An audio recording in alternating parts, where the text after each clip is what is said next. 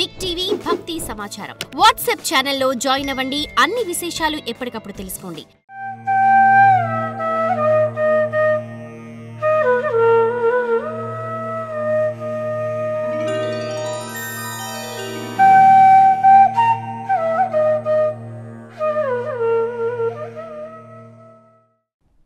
శ్రీమాత్రే నమః. చింతిత ఫల పరిపోషణ చింతామణిరేవ కాంచి నిలయామే. చిరతర సుచరిత సులభా చిత్తం శిశిరయతు చిచ్చుధాధారా. కోరిన కోర్కెలన్నిటినీ ఇవ్వటంలో చింతామణి అయి ఉన్నది. కాంచీపురంలో నివసిస్తూ ఉన్నది. ఎంతో కాలంగా చేస్తున్న సత్కర్మలకు సులభంగా లభించే తల్లి చైతన్యామృత ప్రవాహరూపిణి అయిన జగన్మాత నా యొక్క మనస్సును చల్లపరచుగాక. ఆ శ్రీమాతకు అమ్మవారికి నమస్కారము. నిన్నటి రోజున మనం దేవీ భాగవత పురాణ వినటానికి, ఆ పురాణాన్ని వినటానికి, చదవటానికి గల నియమాలను తెలుసుకున్నాం కదా. ఈ రోజున మనం దేవీ భాగవతం ఎలా అవతరించిందో తెలుసుకుందాం. పూర్వం వ్యాసుడికి ఆయన పుత్రుడైన శుకుడికి ఇలా ఒక చర్చ జరిగింది. వ్యాసుడు ఇలా అన్నాడు, నాయనా శుక, నువ్వు సంసారంలోకి దిగు అన్నాడు. దానికి శుకుడు, నాన్నగారు నాకు సంసారంలోకి దిగటమన్నా మళ్ళీ జన్మమెత్తటమన్నా చాలా భయం. జన్మల్లోకెల్లా మానవ జన్మం దొరకటం మహా కష్టం. అందులోనూ కర్మభూమిలో ఉత్తమ జన్మం లభించటం మరీ కష్టం. బద్ధోహమితి మే బుద్ధి నాప సర్పతి చిత్తతః. బద్ధోహమితి మే బుద్ధి నాప సర్పతి చిత్తతః. నేను వేరు, బ్రహ్మము వేరు అనే భేదభావంతో నేను బద్ధుడిని అయిపోయాను. నన్ను ఈ భేదబుద్ధి విడవటం లేనేలేదు. నాకు ఈ సంసార వాసన ముసలితనంలో కూడా విడిచిపెట్టకుండా ఉంటుంది. అందువల్ల నాకు ఆ సంసార గొడవ చెప్పకండి అన్నాడు. ఆ మాటలు వ్యాసుడు విని శుకుడితో, పుత్ర, నేను అమ్మ కథను వ్రాశాను, అదే దేవీ భాగవతం. దానిని మునులందరూ మెచ్చుకున్నారు. అందులో సత్యమైన విషయాలు ఉన్నాయి. అది సమస్త పాపాలను పోగొడుతుంది, దుఃఖాన్ని పోగొడుతుంది, కోరికలను తీరుస్తుంది, శుభాలను ప్రసాదిస్తుంది.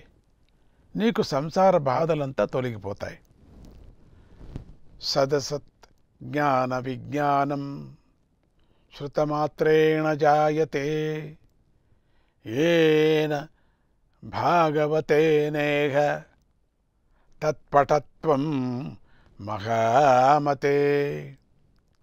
ఓ బుద్ధివంతుడా, ఆ దేవీ భాగవతాన్ని ఒక్కసారి వినటంతోనే జ్ఞానము విజ్ఞానము కలుగుతాయి.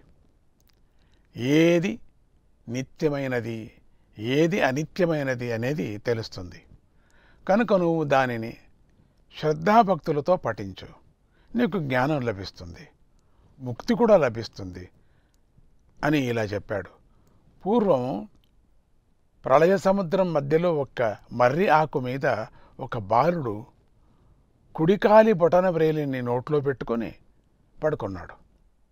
ఆ బాలుడే శ్రీహరి. అతడు కళ్ళు తెరిచి, అరే, నేనెవరిని, నేనెందుకు బాలుడిగా ఉన్నాను, నా గురించి నాకేలా తెలుస్తుంది, నన్నెవరు ఇలా చేశారు అని బాగా ఆలోచిస్తున్నాడు.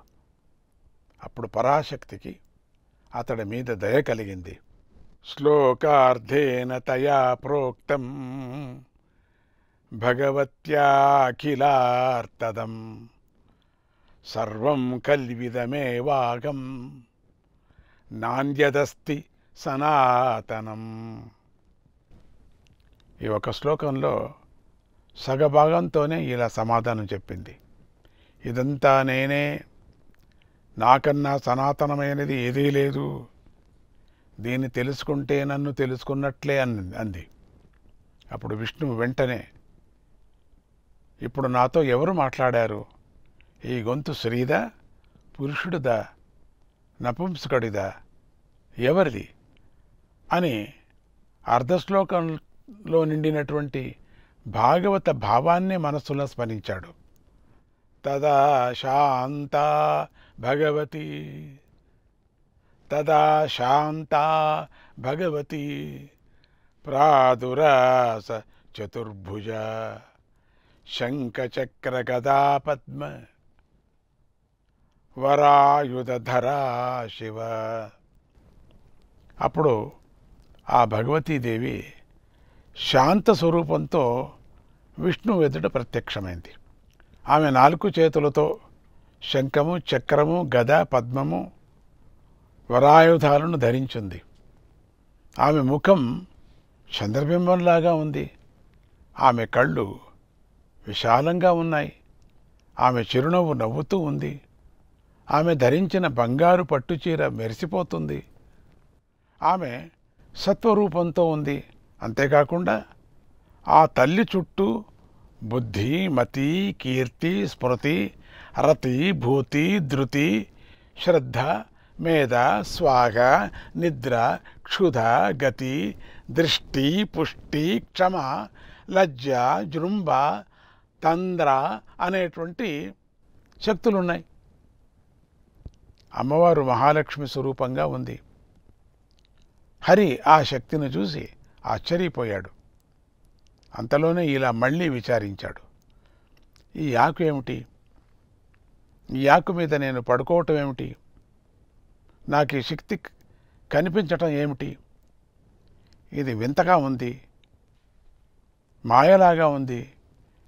ఇది కల లేదా ఈమె నా కన్నతల్ల అని అనుకుంటూ చుట్టూ చూస్తూ ఉండగా ఆ శక్తి హరి వద్దకు వచ్చి చిరునవ్వు నవ్వుతూ ఇలా అంది. ఓ శ్రీహరి, మాయాదేవి ప్రభావం వల్ల నిన్ను నువ్వు మర్చిపోయావు. ప్రళయ సమయంలో ఆ మహాశక్తి నిర్గుణ రూపిణిగా ఉంటుంది, తేజోమయంగా ఉంటుంది. ఆమెకు నేను సగుణాకారం కలవాళ్ళం అందరూ కూడా. నువ్వు సాత్వికుడివి, నేను సాత్వికిని. నీ నాభికానంలోంచి బ్రహ్మదేవుడు రజోగుణంతో పుడతాడు, సమస్త లోకాలు సృష్టిస్తాడు. అలాగే అతడి నుదురు నుండి తామస గుణాలతో రుద్రుడు పుడతాడు. ఆ తర్వాత బ్రహ్మదేవుడు సృష్టిని తయారు చేస్తాడు, దానిని నువ్వు పరిపాలిస్తావు. రుద్రుడు దానిని హరిస్తాడు. ప్రపంచాన్ని రక్షించే బాధ్యత నీకు ఉంది కదా. అప్పుడు నీకు సహాయం అవసరం, నా అండ నీకు అవసరం. నేను సత్వశక్తిగా ఉండి నీకు సహాయం చేస్తాను. అందుచేత నన్ను నువ్వు స్వీకరించు. నేను నీ వక్షస్థలం మీద ఎప్పుడూ ఉంటాను అంది. అప్పుడు శ్రీహరిదేవి, నువ్వు కనిపించే ముందుగా నాకొక శ్లోకం వినిపించింది. అదెందుకు వినిపించింది? దాన్నెవరు నాకు చెప్పారు? నాకు ఆ విషయం చెప్పు అని అడిగాడు. అందుకు మహాలక్ష్మీదేవి నవ్వి, ఓ శ్రీహరి, ఆ మాట చెప్పింది ఆది పరాశక్తి. నీ కంటికి సాకారంగా కనిపిస్తున్న నన్ను తెలుసుకుంటావు, కానీ నిరాకారంగా ఉన్న పరాశక్తిని నువ్వే కాదు ఇంకెవరూ కూడా తెలుసుకోలేరు, ఆమెను పొందలేరు. అందుకే ఆ తల్లి నీకన్నా ఒక పరదేవత ఉంది, అది నేనే అని తెలుసుకోవటానికే అర్ధశ్లోకాన్ని వినిపించింది. ఇదంతా నేనే, నాకన్నా సనాతనమైనది ఏదీ లేదు, దీనిని తెలుసుకుంటే నన్ను తెలుసుకున్నట్లే అనే దేవీ భాగవత మంత్రాన్ని ఉపదేశించింది. ఇదే సత్యం, దీన్ని నువ్వు విశ్వసించు. నీ మీద ప్రేమతో ఆ పరాశక్తి ఈ మహావాక్యాన్ని నీకు ఉపదేశించింది, నీ మేలు కోరి పలికింది. ఆ పరంజ్యోతికి నీ మీద పరిపూర్ణ దయ ఉంది. ఆ మహావాక్యము వేదసారము. దేవీ భాగవతమంతా ఆ మహావాక్యంలోనే ఉంది. ఆ మహావాక్యమే తెలుసుకోవలసింది ఉంది. ఆ మహావాక్యమే శుభమైనది, పుణ్యకరమైనది. దానికన్నా తెలుసుకోవలసింది ఈ 3 లోకాల్లోనూ లేదు. నువ్వు ఆ పరాశక్తికి ఇష్టమైన వాడివి. ఆమె దేవీ భాగవతాన్ని నీకు ఇచ్చింది కనుక రక్షణీయం సదా చిత్తే న విస్మార్యం కదాచన. రక్షణీయం సదా చిత్తే న విస్మార్యం కదాచన. ఆ మహావాక్యాన్ని ఎప్పుడూ నీ మనస్సులో ఉంచుకో. దాన్ని ఎప్పుడూ మరిచిపోకు. మననం చేస్తూనే ఉండు, ధ్యానిస్తూ ఉండు, పఠిస్తూ ఉండు. దానివల్లనే నీ కోరికలన్నీ సిద్ధిస్తాయి అని పరాశక్తి నీకు ఉపదేశించింది అన్నది లక్ష్మీదేవి. తర్వాత శ్రీహరి మనస్సులో ఇదంతా నేనే, నాకన్నా సనాతనమైనది ఏదీ లేదు, దీన్ని తెలుసుకుంటే నన్ను తెలుసుకున్నట్లే అనే మహావాక్యాన్ని భావన చేస్తూ శక్తిని పొంది మధుకైటవులను సమధించాడు. తర్వాత ఆయన ఈ మంత్రాన్ని బ్రహ్మదేవుడికి ఉపదేశించాడు. బ్రహ్మదేవుడు నారద మహర్షికి ఉపదేశించాడు. ఆయన నాకు ఈ మంత్రాన్ని ఉపదేశించాడు. దానినే నేను దేవీ భాగవత పురాణంగా రచించాను. అందుచేత ఈ దేవీ భాగవత పురాణం జ్ఞానాన్ని ప్రసాదిస్తుంది, మోక్షాన్ని ప్రసాదిస్తుంది, శాంతినిస్తుంది, పుణ్యాన్ని ఇస్తుంది, శుభాలనిస్తుంది, ఆయుస్సునిస్తుంది, సందేహాలను తొలగిస్తుంది, ముక్తిని కూడా ప్రసాదిస్తుంది. అందుచేత అమ్మవారు పలికిన మహావాక్యమైన ఈ దేవీ భాగవతాన్ని నువ్వు చదువు, మోక్షము నీ చేతిలో ఉంటుంది అని వ్యాసభగవానుడు శుకుడికి ఈ దేవీ భాగవతాన్ని ఉపదేశించాడు. ఈ విధంగా దేవీ భాగవతం అవతరించింది కనుక శ్రీ మహావిష్ణువులాగానే మీరు కూడా దీనిని మనస్సులో ధరించి భావన చేయండి. ఇదంతా నేనే, నాకన్నా సనాతనమైనది ఏదీ లేదు, దీన్ని తెలుసుకుంటే నన్ను తెలుసుకున్నట్లే అనే మహావాక్యం మీదే మనస్సు పెడితే, ఆ వాక్యం మీదే మనసు పెట్టాలా, మనము చెప్పుకున్న ఫలాలన్నీ మీకు లభిస్తాయి. పరాశక్తి అనుగ్రహం మీపై ప్రసరించుగాక అని ఆశీర్వదిస్తూ శ్రీమాత్రే నమః. सदा स्पंदे जो चिदाकाशे जो चिरं दिव्यसि जो सदानन्दे जो सदा स्पंदे जो चिदाकाशे जो चिरं दिव्यसि जो चिरं दिव्यसि जो चिरं दिव्यसि जो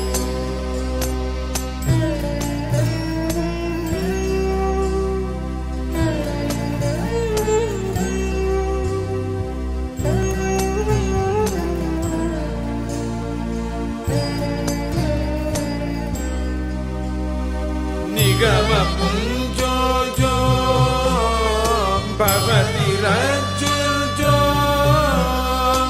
अजंडाली जो सदा पर्यंकोस्ति जो निगम पुंजो जो भवति रज्जुर्जो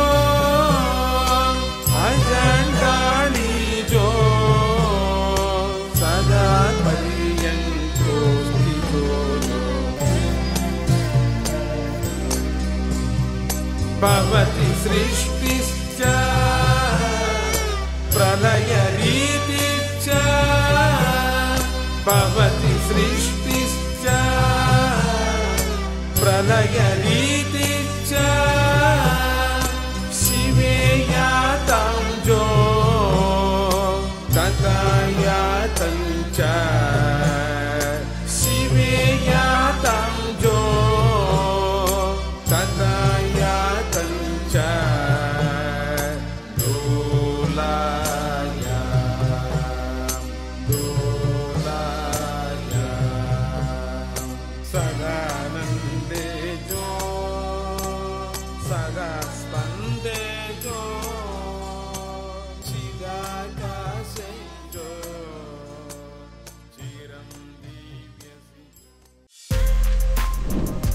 For more videos like this, subscribe Big TV channel.